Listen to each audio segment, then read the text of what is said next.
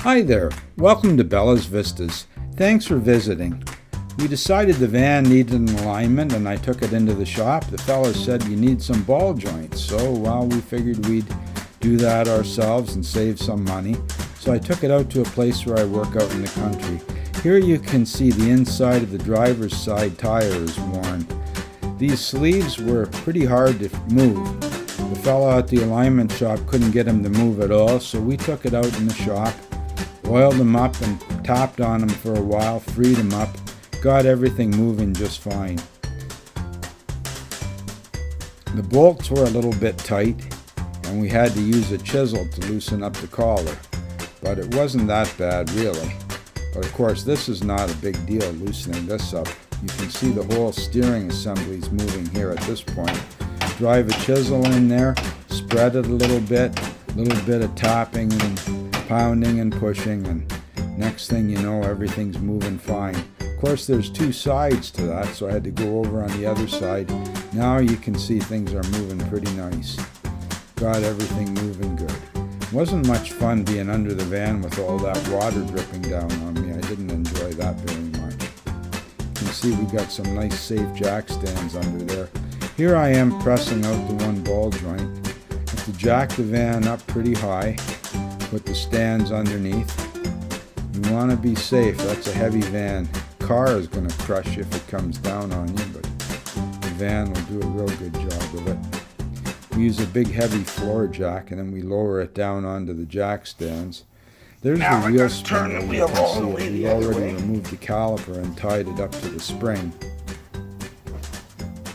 You don't want to leave the brake calipers hanging by the hoses because that'll just ruin the brake hoses. Then you're into another fix.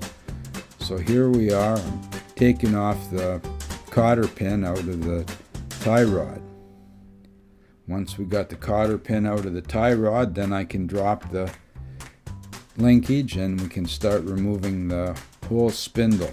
You have to take out the entire spindle on the job like this so you have something to work on. There. I put the tires under the van at the back. It's just a little bit of added safety, but you better not be relying on that. Here I'm pounding away on the unit to get it to loosen up. There's sort of a taper fitting on the top of the ball joints. You have to pop that out.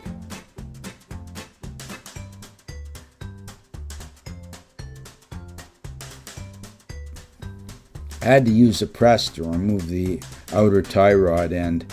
It wouldn't release just by tapping on it, so I put the press on there and put a socket on there, gave it a little bit of a squeeze and it popped off. Give a little tap with the hammer to get things moving a bit. Here we go. Any second now it's going to let go. There you go. We're done. She's off. That's off. That is off. Now with that done, we can just drop the tie rod right down on the ground.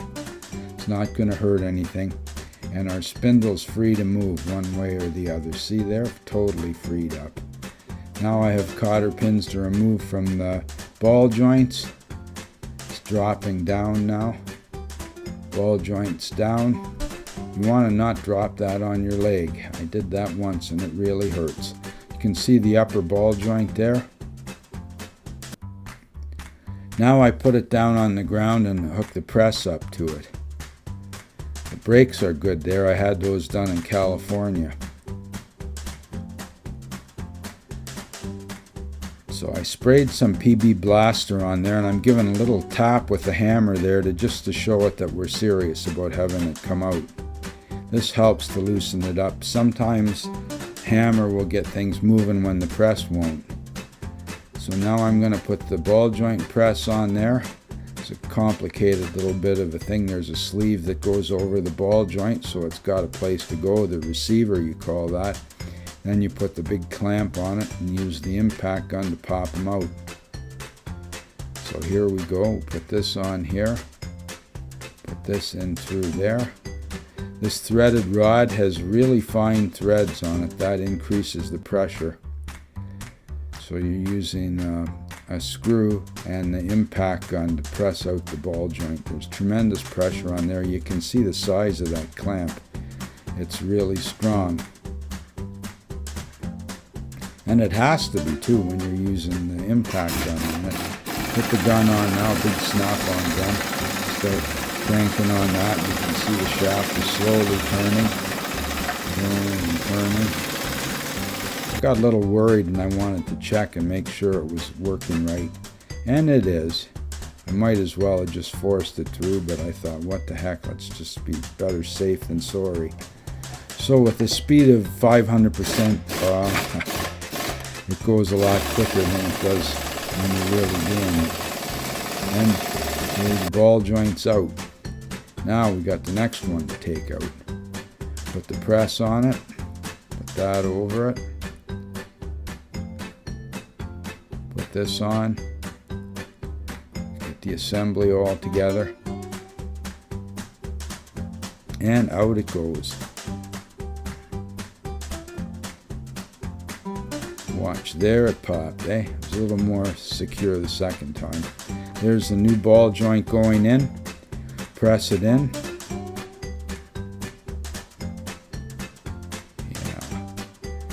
I've never really used this press myself before, so it was a little complicated for me to do it. There it's halfway in. Had a lot of trouble with getting this one in, due to not knowing what I was doing and not having enough pressure to do it. But we got it in. To have this job done in the shop is about $200 aside for labor. So I did save like about $700 all told on the front end alignment between brake caliper and putting the ball joints in.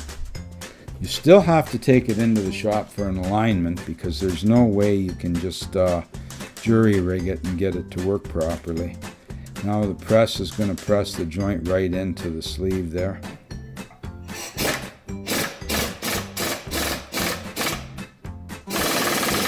Off and on the pressure to put it in. There, that one's about in. Oh, that'll go right through that. This one's got to go on this end here.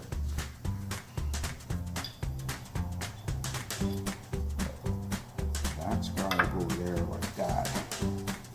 And this, the only way I can get that right flat is to hold it.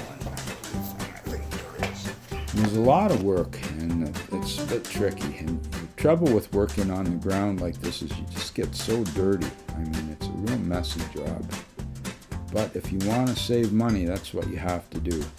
And in the end, here I am putting the wheel back on. What I did, I replaced the upper and lower ball joints on each side, and I replaced the adjustment nut. The original nut on the top of these that comes from the factory is not adjustable for caster and camber. So I put an adjustable nut on top. Here I am torquing the wheels down. You torque them always by hand with a torque wrench to the required spec for each vehicle. You can look that up in the manual. Put the Ford cap on. And here the van is. We're taking it in and getting the windshield fixed. There was a little bit of a chip in the windshield. Thanks for visiting Bella's Vistas. Please like and subscribe. Come on back soon. We're getting ready for a road trip. I'm going to be shooting black and white film. It's going to be great fun. I'll be shooting with the Leica and the Rolleiflex.